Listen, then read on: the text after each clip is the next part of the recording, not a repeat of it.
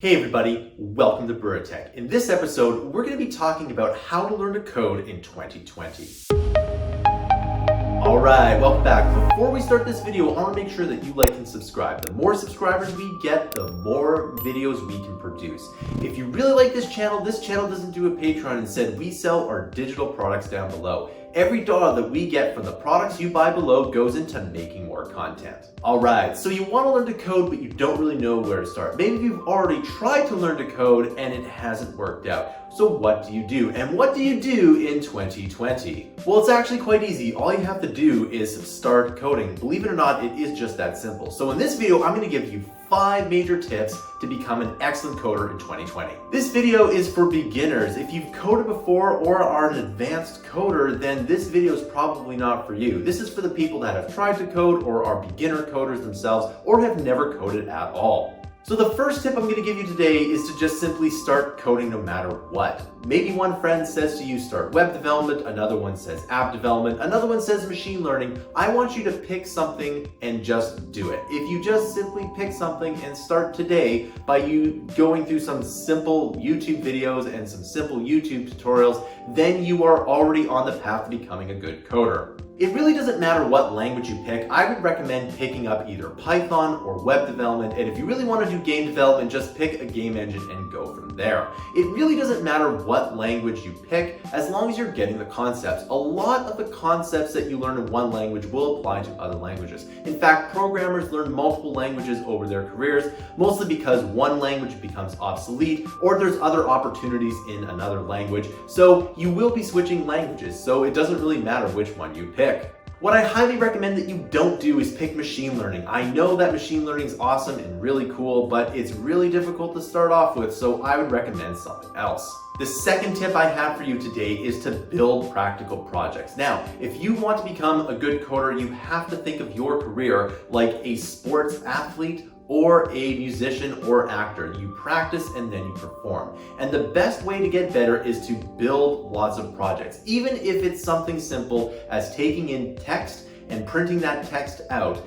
If you start with something simple like that and build a lot of those practical projects, you will become a better coder. You don't want to sit and watch multiple videos and not type out any code. If you do this, you won't be good. You have to figure out how to start something, even if it's something very simple, from start to finish. If you learn how to start something and actually finish it, even if the scope is incredibly small, then you'll become a better coder. One of the things that I've had a problem with all of my production experience over the years is I've always set the scope to be really big.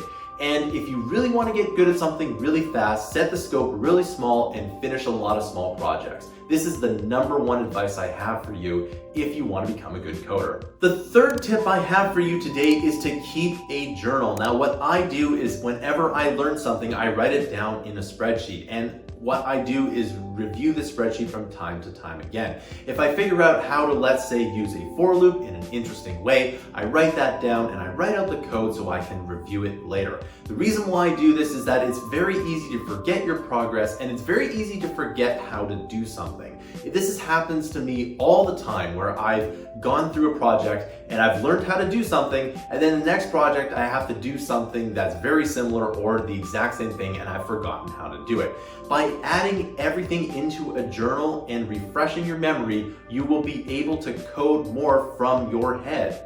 The fourth tip I have for you today is to look things up on Stack Overflow. Now, Stack Overflow is a very good resource. You can ask questions, you can answer questions, and you can look things up. I highly recommend that not only that you post on Stack Overflow, but you try to answer questions on Stack Overflow. Remember that if you can answer a few questions on Stack Overflow, that is a very good thing. In fact, one of the things I recommend that you do as a coder is to answer questions on Stack Overflow. Spend a week or two just doing that. Now, this is, of course, when you're a little bit more advanced as a coder and not a complete beginner. But if you do this and you can answer questions effectively on Stack Overflow, you will become a better coder. Now, there's lots of reasons for this. And the #1 reason is that you can look through another person's code, figure out what they're doing right, what they're doing wrong, and give good advice. Of course, you can just post on Stack Overflow as well, which is also good, and it will answer your question. But if you can answer questions on Stack Overflow, it's even better. And the last tip I have for you today is to keep with it. If you do it for maybe 6 months,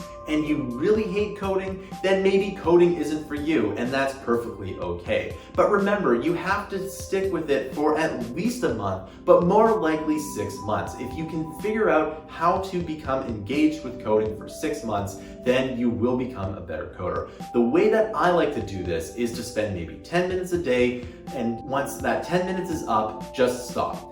And then soon that 10 minutes will become 20, and you want to do more and more. And the more you do, the better you get. So perhaps on month 1, you're maybe spending 10 to 20 minutes a day coding, and in month 3 and 4, you're spending 2 hours. If you can do this, you'll become a really good coder. All right, so that concludes this video. Thanks for watching. Make sure that you like and subscribe. Remember, the more subscribers we get, the more content we can make. This channel doesn't do a Patreon. Instead, we sell our digital products down below. The more money we get from the digital products that you buy below, the more content we can make. Mammoth Interactive releases 20 to 60 hours of fresh new content per month. If you really want to help with this channel, you can subscribe to Mammoth Interactive's huge library of content. Our goal is to get to 10,000 monthly subscribers, and we'll be one of the best e-learning companies on the planet. But we need your help to get there. So not only will you be helping out this YouTube channel, but you'll be helping out one of the best e-learning companies on the planet become really successful.